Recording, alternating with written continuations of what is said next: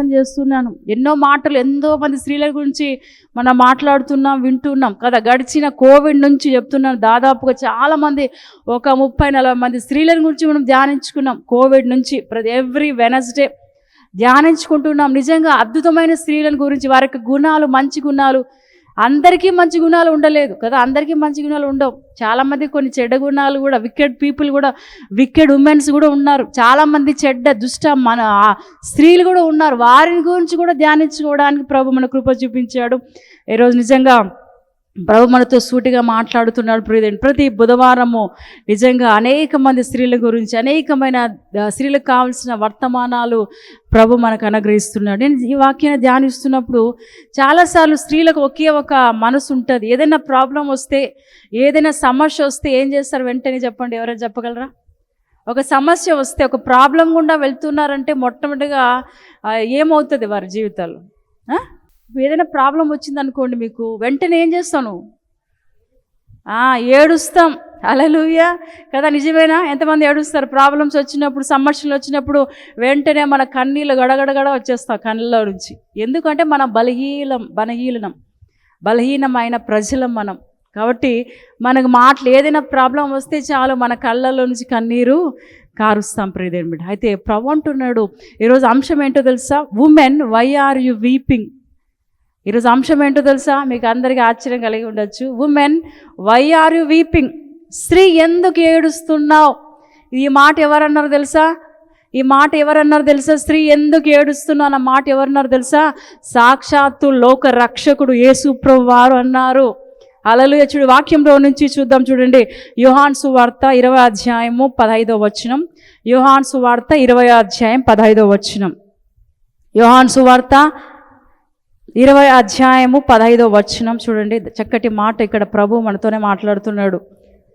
యేసు, అమ్మా ఎందుకు ఏడ్చుచున్నావు? హల్లెలూయా. ఎవరిని వెతుకుచున్నావు? ఎవరిని? చాలా ఇక్కడ చూస్తే 20వ అధ్యాయం, యోహాను సువార్త 20వ అధ్యాయము 15వ వచనంలో ఈ మాట చదువుతున్నప్పుడు, నేను ధ్యానిస్తున్నప్పుడు ప్రభా ప్రజలకు ఏ మాట బోధించాలి, స్త్రీలకు ఏ మాట బోధించాలంటే ప్రభు అంటున్నాడు స్త్రీలకున్న బలహీనత ఏంటంటే ఏడుపు. స్త్రీలకున్న బలహీనత ఏంటంటే కన్నీరు. స్త్రీలకున్న బలహీనత ఏంటంటే వెంటనే ఏ ప్రాబ్లంని తట్టుకోలేరు, ఏ ప్రాబ్లంని అధిగమించలేరు, సమస్యను అధిగమించలేరు, పోరాడలేరు. హల్లెలూయా అని ప్రభు అంటున్నప్పుడు ఈ మాట నాకు చూపించాడు. 20వ అధ్యాయం 15వ వచనంలో ఈ మాట చదువుతున్నప్పుడు నిజంగా దేవుడు నాకు ఎంత నెమ్మదిని ఇచ్చాడంటే, కొన్నిసార్లు మనం కూడా ఈరోజు చూడ్డానికి చాలా సంతోషంగా కనబడుతూ ఉంటాం కదా. చూడ్డానికి మనం పైకి చూసినప్పుడు అబ్బా వీళ్ళకేం తక్కువ ఉందిలే, వీళ్ళకేమి కొదవ ఉందిలే, వీళ్ళకేం సమస్యలు ఉండవులే, వీళ్ళకేం ప్రాబ్లమ్స్ ఉండవులని మనం పైకి చూసినప్పుడు చాలామందికి ఏ ప్రాబ్లమ్స్ లేవు వీళ్ళకు అన్నట్టు కనబడుతూ ఉంటాం. కానీ లోపల వెళ్ళి లోతుగా డీప్కి వెళ్తే వారి కదిలిస్తే అనేకమైన సమస్యలు వారి హృదయాల్లో ఉంటాయి. ప్రియమైన, అనేకమైన ప్రాబ్లమ్స్ ఎంతోమంది స్త్రీలు సతమతం అవుతున్నారు. కన్నీరు కదిలిస్తే చాలు వాళ్ళంతా ఏడుస్తూనే చెప్తూ ఉంటారు, మాకు ఇన్ని సమస్యలు ఉన్నాయి, ఇన్ని బాధలు ఉన్నాయి, ఇన్ని ఇబ్బందులు ఉన్నాయి, ఇంత భయంకరమైన ఒత్తిడి గుండా మేము వెళ్తున్నాం, ఇంత భయంకరమైన వ్యాధులు గుండా వెళ్తున్నాం, ఇంత భయంకర పరిస్థితిని నేను చూస్తున్నామని కదిలిస్తే చాలు చెప్పే స్త్రీలు చాలామంది ఉన్నారు. వారికి ప్రాబ్లమ్స్ చెప్పేవాళ్ళు చాలామంది ఉన్నారు. అందుకే ప్రభు ఎలాంటి వాడంటే నీకు ఏం అవసరమో వాటిని అనుగ్రహించే గొప్ప దేవుడు. చప్పట్లు కొడుతూ ప్రభుని స్తుతిద్దాం. నీకేం అవసరమో, ఏ ప్రాబ్లంతో నువ్వు సతమతం అవుతున్నావో, ఏ సమస్యతో నువ్వు బాధపడుతున్నావో ఆ సమస్యకు దేవుడు ఏం చేసేవాడు తెలుసా? సమాధానం ఇచ్చేవాడు. సజీవ్ కీబోర్డ్ కదా. ఏ సమస్యతో నువ్వు బాధపడుతున్నావో ఆ సమస్యకు దేవుడు ఏం చేసేవాడు? సొల్యూషన్ ఇచ్చేవాడు. హీ ఈజ్ ఎ సొల్యూషన్ అంట. హల్లెలూయా అన్న మనకు ఏం చేసేవాడు? ఆ ప్రశ్నకు సమాధానాన్ని, జవాబునిచ్చేవాడు ఆయన. ఇక్కడ అంత గొప్ప దేవుని కలిగి ఉన్న మనము కొన్నిసార్లు భయంకరంగా ఏడుస్తూ ఉంటాం. దేవుడు నాకున్నాడు, నాకు తోడుగా ఉన్నాడు, ఏ పరిస్థితి వచ్చినా ఆ పరిస్థితి నుంచి అధిగమించేవాడు ఆయన, ఏ పరిస్థితి వచ్చినా ఆ పరిస్థితి నుంచి నన్ను గట్టెక్కించేవాడు ఆయన ఒకడు ఉన్నాడు. యేసుప్రభు వారు ఉన్నారు. లోక రక్షకుడు, ఈ లోకాన్ని సృష్టించిన వాడు, లోక రక్షకుడుగా ఈ లోకానికి వచ్చిన వాడు, నీ కొరకు నా కొరకు ఆ పరలోక భాగ్యాన్ని విడిచి ఈ లోకానికి దిగి వచ్చిన వాడు ఒకడు ఉన్నాడని మనం ఆలోచించాం. మన పరిస్థితులు బట్టి మనం ఏడుస్తుంటాం. ఒక చిన్న ప్రాబ్లం వచ్చినా భయపడుతూ ఉంటాం, ఏడుస్తుంటాం, కన్నీరు కారుస్తుంటాం. ప్రియదేని బిడ్డ, అదే ప్రభుదయ కాల సమయంలో నిజంగా నేను ఈ వాక్యాన్ని ధ్యానిస్తున్నప్పుడు నిజమే కదా ప్రభు, ఎంతోమంది స్త్రీలు ఈరోజు కన్నీరు కారుస్తున్నారు, ఎంతోమంది స్త్రీలు భయంకరంగా అంగలారుస్తున్నారు, ఎంతోమంది స్త్రీలు కన్నీటితో వారు సమస్యల సుడిగుండాలతో ఉన్నారు. ప్రియదేని బిడ్డ, అనేక మంది స్త్రీలు భయంకర పరిస్థితులు, ఎవరికి చెప్పుకోలేని పరిస్థితుల్లో, వారికి ఉన్న సమస్యలు బట్టి వారు చెప్పుకోలేని పరిస్థితులు ఈరోజు చాలామంది కన్నీరు కారుస్తున్నారు. అందుకే ప్రభు అంటున్నాడు, అమ్మా నువ్వు ఎందుకు ఏడుస్తున్నావు, స్త్రీ ఎందుకు ఏడుస్తున్నావు? హల్లెలూయా. Woman why are you weeping, woman why are you weeping, స్త్రీ ఎందుకు ఏడుస్తున్నావు? యోహాను సువార్త 20:15 ఇంకోసారి చదువుతాను నేను. అతనిని చూడండి, 15 యోహాను సువార్త 20 యేసు అమ్మా ఎందుకు ఏడుస్తున్నావు, ఎవరిని వెతుకుచున్నావు? చాలమ్మా, ఇక్కడ చూస్తే అంటున్నాడు ప్రభు, అమ్మా ఎందుకు ఏడుస్తున్నావు? ఈరోజు ప్రభు మనతోనే మాట్లాడుతున్నాడు, అడుగుతున్నాడు ఆయన, అమ్మా నువ్వు ఎందుకు ఏడుస్తున్నావు? ఈరోజు అక్కడ మగ్దలేని మరియా అని ఒక స్త్రీ ఉంది, మీకు బాగా తెలుసు కదా మగ్దలేని మరియా. ఆమె ఏం చేసింది తెలుసా? యేసుప్రభుని సిలువ వేసిన తర్వాత 3వ రోజు యేసయ్య ఏమన్నాడంటే, నేను 3వ రోజున తిరిగి లేస్తాను, పునరుత్థానుడై తిరిగి లేస్తా అన్నాడు. అయితే అందరికీ ఆ విషయం గురించి అంతగా లేదు, విశ్వాసం లేదు. తిరిగి లేస్తాడంట 3వ రోజు, చనిపోయిన యేసయ్య తిరిగి లేస్తాడు అన్న ఆలోచన ఆ విశ్వాసం లేదు. అయితే మగ్దలేని మరియ ఉంది. యేసుప్రభుని సిలువ వేసిన తర్వాత ఒక సమాధిలో ఒక పాతి పెట్టారు ఆయన యేసుప్రభు వారిని. పాతి పెట్టిన తర్వాత ఆదివారం పెందల కడ లేచింది. ప్రియదేని బిడ్డ, ఎవరో తెలుసా? మగ్దలేని మరియ, ఒక స్త్రీ పెందల కడ లేచి ఏం చేసింది తెలుసా? ఎక్కడ వెళ్ళిందో తెలుసా? సమాధుల దొడ్డికి వెళ్ళింది. ఎంత అద్భుతమైన మాట ప్రియదేని బిడ్డ. ఎక్కడ వెళ్ళింది? సమాధుల తోటకు వెళ్ళింది. ఒంటరిగా వెళ్ళింది. ఒక ఆమెను తీసుకుంది. స్త్రీలు కదా చూడండి, ఆ ప్రాంతాలకు సమాధులు లేకపోతే సమాధి తోటలకి ఒంటరిగా వెళ్తారా? స్త్రీలు వెళ్తారా? వెళ్ళలేరు. కానీ మగ్దలేని మరియ వెళ్ళింది. పెందడగా లేచి యేసయ్యకు సుగంధ ద్రవ్యాలను పూసి వద్దాం అనుకొని ఏం చేసింది? సమాధుల తోటలోకి వెళ్తే ఆల్రెడీ అక్కడ సమాధి అగుహకున్న రాయి దొర్లించబడి ఉంది. అలలో ఏమైంది? రాయి ఆల్రెడీ దొర్లించబడి ఉంది. ఎప్పుడైతే లోపలికి చూడగానే అక్కడ ఎవరు లేరో తెలుసా? యేసయ్య లేడు. ప్రియదేని బిడ్డ, యేసయ్య లేడు. అక్కడ దూత వచ్చాడు. ఇద్దరు దూతలు వచ్చారు. ఈ మరియా, మగ్దలేని మరియా తల దగ్గర తల పక్కన కూర్చుంది, కాళ్ళ దగ్గర ఇంకో మరియా కూర్చున్నారు. ఇద్దరు కూర్చుని ఏడుస్తున్నారు. హల్లెలూయా. ఏం చేస్తున్నారు? ఏడుస్తున్నారు. అలలు ఈ మాట చదువుతున్నప్పుడు నిజంగా ఎంత అద్భుతమైన విషయం ప్రియదేని బిడ్డ. వారు ఏం చేస్తున్నారంట? ఏడుస్తున్నారు. అందుకే యేసయ్య అంటున్నాడు, ఎందుకమ్మా ఏడుస్తున్నావు? అమ్మా నీవు ఎందుకు ఏడుస్తున్నావు? చూడండి 15వ వచనం, మీరు నన్ను 15వ వచనం చూడండి.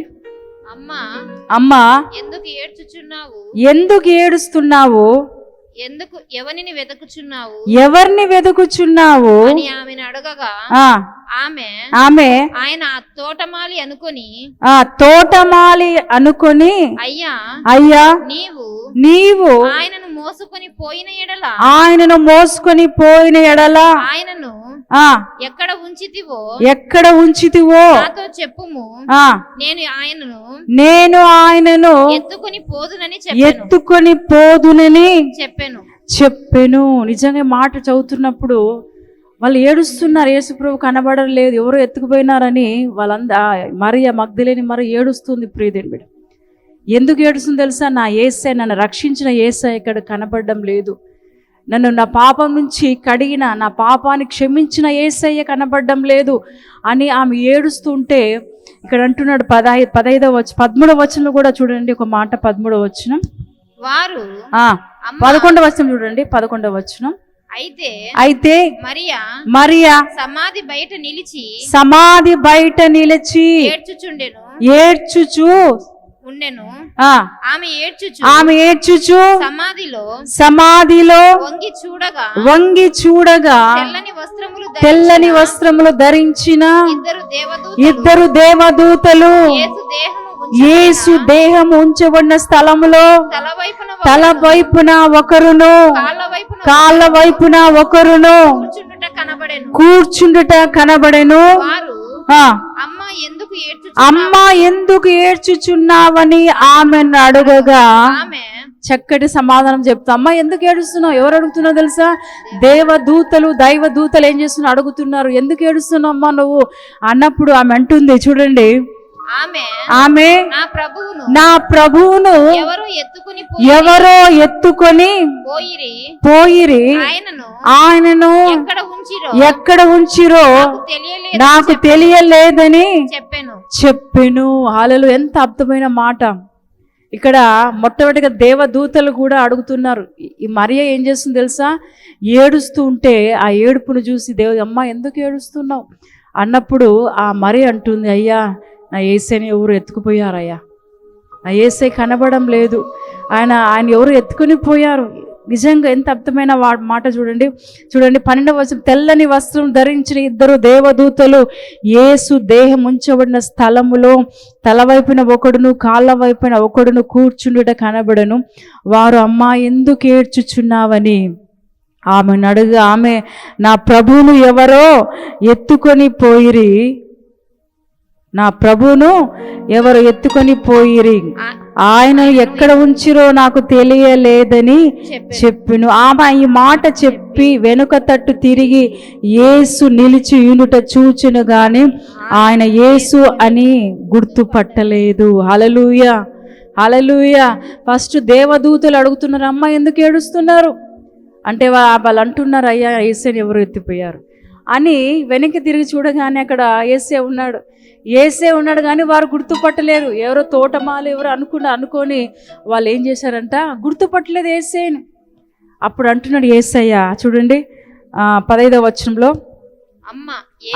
యేసు అమ్మా ఎందుకు ఏడ్చుచున్నావు, ఎవరిని వెదకుచున్నావు అని ఆమెను అడగా ఆమె ఆయన తోటమాలి అనుకొని అయ్యా నీవు ఆయనను మోసుకొని పోయిన ఎడల ఆయనను ఎక్కడ ఉంచితివో నాతో చెప్పుము, నేను ఆయనను ఎత్తుకొని పోదునని చెప్పాను. చప్పట్లు కొడుతూ ప్రభుని స్తుతిద్దాం.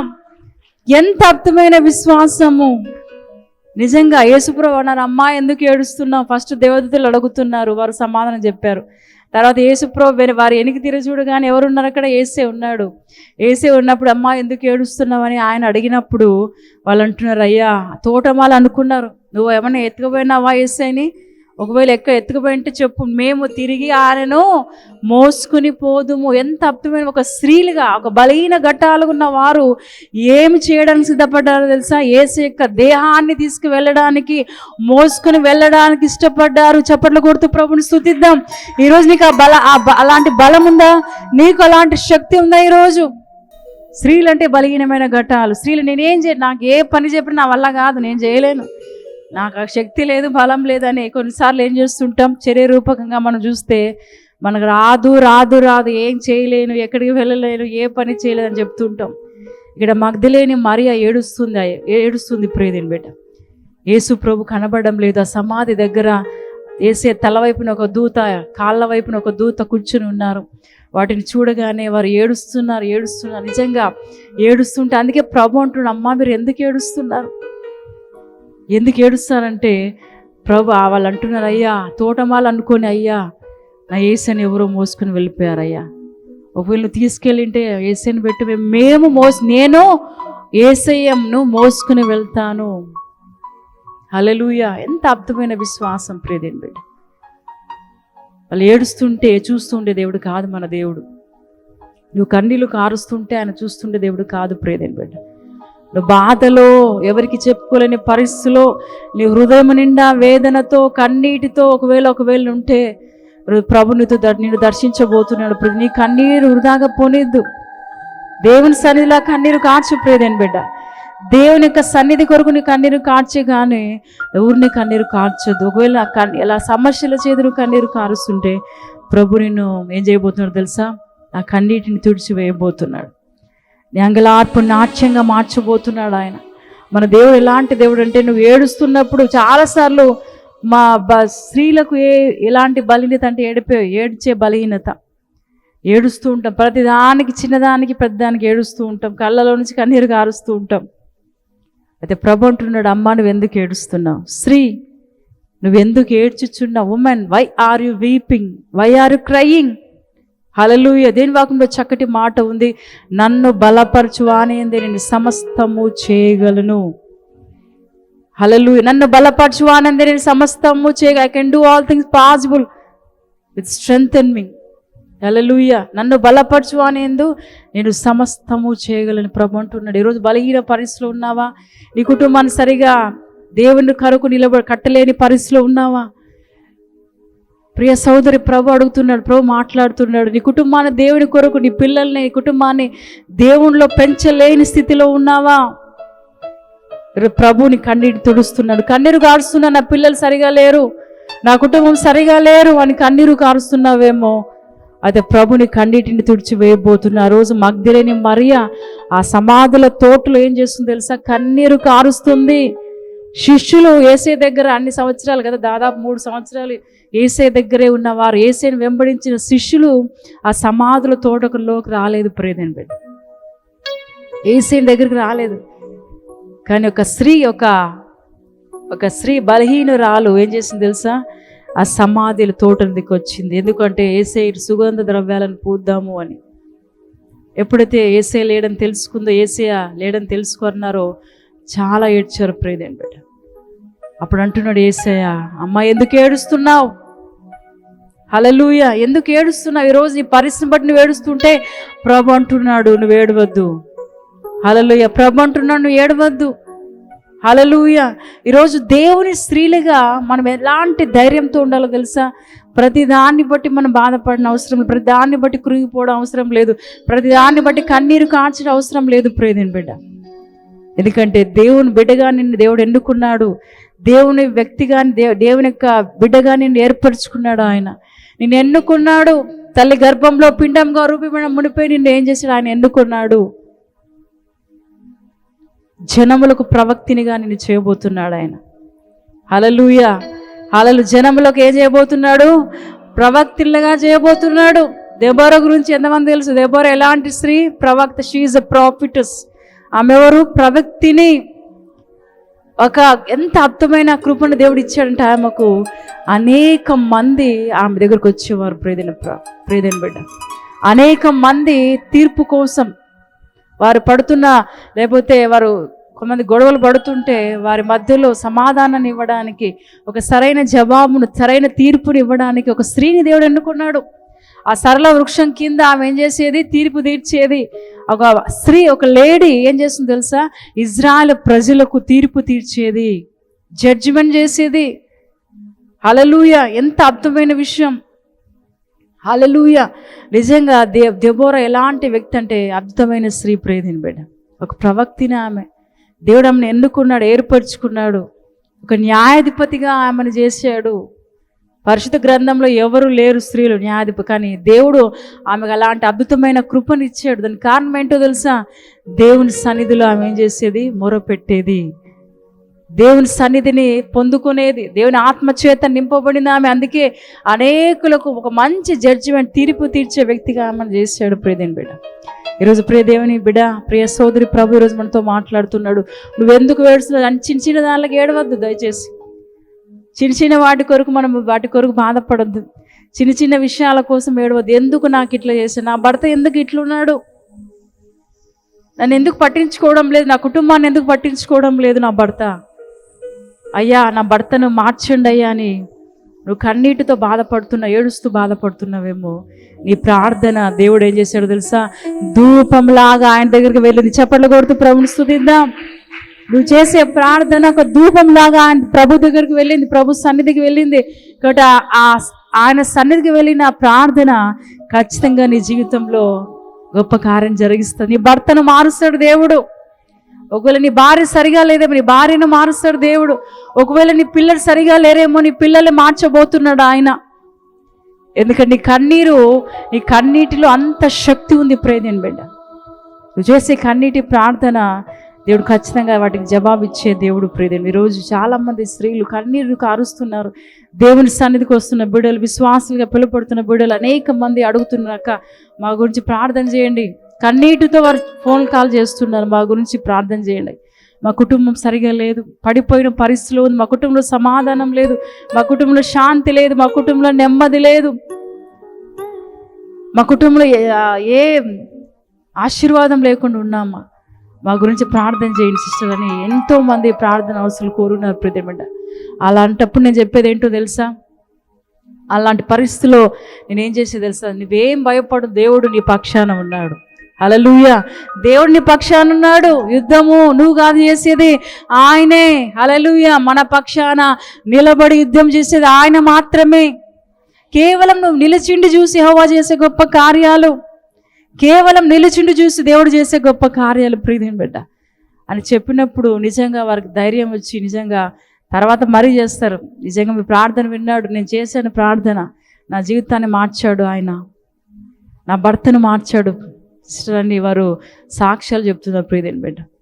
కేవలం మనం అనుకుంటాం కొంతమంది మాత్రమే, కొంతమంది అనుకుంటారు నా జీవితంలో ఇంత భయంకర పరిస్థితి వస్తున్నా అని చాలామంది అనుకుంటారు.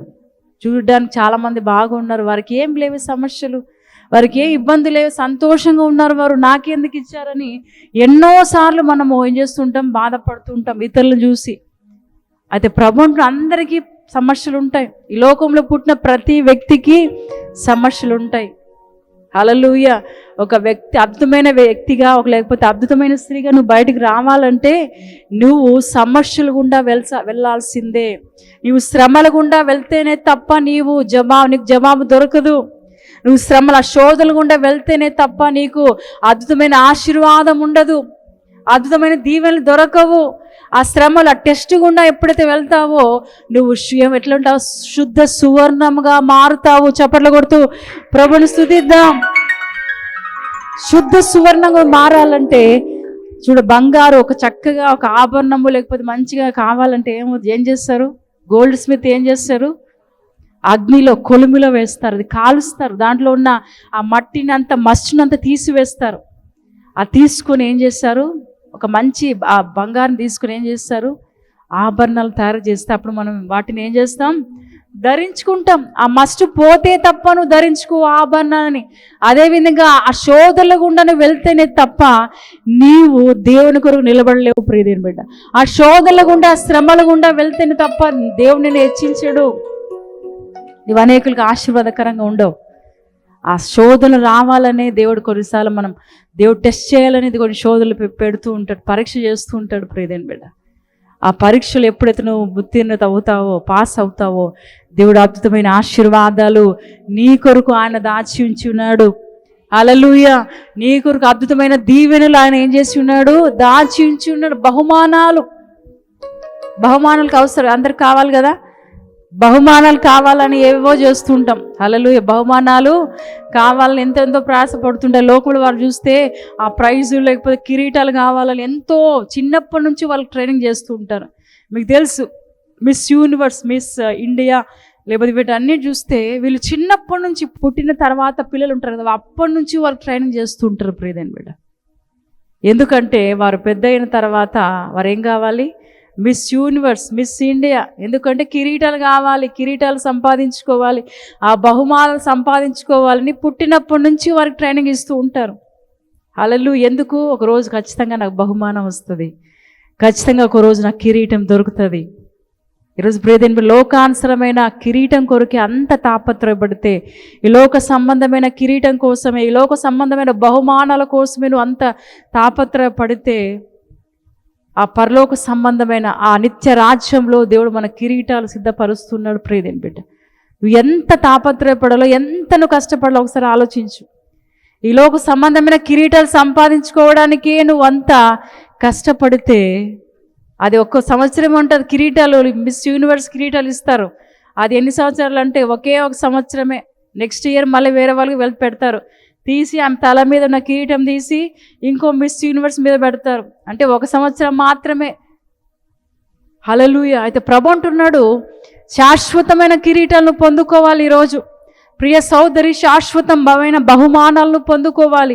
దేవుడిచ్చే జీవ కిరీటాన్ని పొందుకోవాలి. అయితే నువ్వు ఎంత ఈ లోకంలో ఉన్నప్పుడు నువ్వు ఇంకా ఎంత కష్టపడాలో ఒకసారి ఆలోచించు. లోక సంబంధం వాటి కోసమే నువ్వు అంత కష్టపడి, ఆ లోక సంబంధమైన కిరీటాల కోసమే నువ్వు అంత కష్టపడితే శాశ్వతమైన కిరీటం తీసుకోవాలి.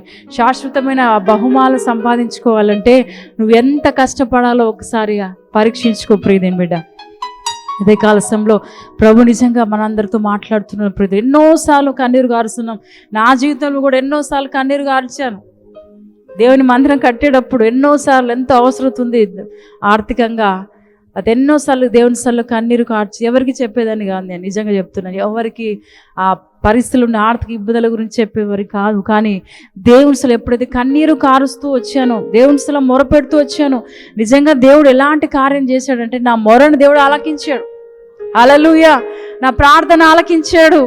దేని వాక్యలో మాట ఉంది, ఇర్మియాలో కదా 33:3, నాకు మొరపెట్టి నేను ఉత్తరం ఇస్తాను, గొప్ప సంగతులను, గూఢమైన గ్రహింపలేని సంగతులను నేను నీకు తెలియజేస్తాను. చప్పట్ల కొడుతూ ప్రభుని స్తుతిద్దాం. ఎన్నోసార్లు కన్నీటి ప్రార్థన, ఎన్నోసార్లు కన్నీరు ఎవరికి చెప్పుకోలేము. కానీ దేవుని సన్నిధిలో కన్నీరు కారుస్తున్నప్పుడు ఎన్నో అవసరతలు దేవుడు మా జీవితంలో తీర్చాడు. ప్రియదేని బిడ్డ, ఎన్నో అవసరతలు, ఎన్నో ఇబ్బందుల నుంచి ప్రభు మళ్ళీ తప్పించి దేవుడు నిజంగా ఈరోజు ఇంత గొప్పగా దేవుని సేవ జరగడానికి, ఇంత గొప్ప మందిరాన్ని కట్టడానికి దేవుడు కృప చూపించాడు. కేవలం ఆయన కృప ద్వారా ఈరోజు ఇంత గొప్ప మందిరాన్ని కట్టడానికి దేవుడు కృప చూపించాడు. ఎందుకు విషయాన్ని చెప్తున్నామంటే, స్త్రీలుగా మనం కన్నీరు కార్చాలి. ప్రియదేని బిడ్డ, హల్లెలూయా. కన్నీరు కార్చాలి.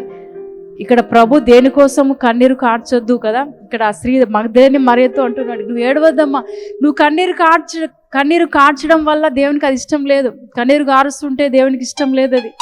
అందుకే అంటున్నావు, ఉమెన్ వై ఆర్ వీపింగ్, స్త్రీ ఎందుకు నువ్వు ఏడుస్తున్నావు అంటున్నాడు. అమ్మా నువ్వు యేసయ్య అంటున్నాడు, అమ్మా నువ్వు ఎందుకు ఏడుస్తున్నావు. యేసయ్య తల్లి ఆ సిలువలో యేసయ్యను 3 మేకుల మధ్య వేలాడదీసినప్పుడు నిజంగా ఆ యేసు ప్రభువారు మధ్యలో ఉన్నారు. ఇటుపక్క అటుపక్క ఎవరున్నారు, దొంగలు కూడా సిలువ వేశారు. అది చూసి తల్లి హృదయం ఏమైపోయింది, బద్దలైన పరిస్థితిలో ఉంది. యేసుని ఈడ్చుకుంటూ అక్కడ గొల్గొతా కొండ మీదకి ఈడ్చుకుంటూ వెళ్ళారు. అంతకుముందు రోజు అతన్ని బాగా హింసించారు. యేసుని కోడాలతో కొట్టారు, భయంకరంగా రక్తము కారుతుంది. యేసు శరీరంలో ఎన్నో గాయాలు. ప్రియదేని బిడ్డ, రక్తమంతా కోరడాలతో కొట్టారు, హింసించారు, తల మీద ముళ్ళ కిరీటం పెట్టారు, చేతుల్లో మేకులు, భయంకరంగా పడిపోతున్నప్పుడు ఆ సిలువను మోసుకుంటూ యేసయ్య గొల్గొతా వైపు వెళ్తున్నప్పుడు, ఆ కొండ మీదకి వెళ్తున్నప్పుడు అతడు ఆ సిలువను ఆ భారాన్ని ఆ బరువును మోయలేకపోతూ కింద పడేవాడు. యేసయ్య కింద పడుతున్నప్పుడు తల్లి హృదయం బద్దలైంది. ప్రియదేని, కన్నీరు గారుస్తుంది. ఇంకేమి చేయలేని పరిస్థితి. హల్లెలూయా. ఏమి చేయలేని పరిస్థితి. ఈరోజు ప్రియ సోదరి, ఈరోజు నీ జీవితంలో, నీ కుటుంబంలో అలాంటి పరిస్థితి ఒకవేళ వస్తే మీరు ఏ విధంగా ఉంటారో ఒకసారి ఆలోచించండి. మీకు అలాంటి పరిస్థితిలో మీ పిల్లలు కానీ భర్త కానీ ఎవరైనా ఉంటే మీ పరిస్థితి ఏ విధంగా ఉంది. సేమ్ అదేవిధంగా మరియ కూడా, యేసయ్య తల్లి కూడా అదేవిధంగా హృదయం బద్దలైన పరిస్థితిలో కన్నీరు కారుస్తూ ఉంది. తన కుమారుడు యొక్క ఆ బాధను చూడలేకపోయింది. ప్రియదేని బిడ్డ, ఆకాశమందు నీవు తప్ప నాకెవరున్నారయ్యా, ఈ లోకములో నీవుగాక వేరే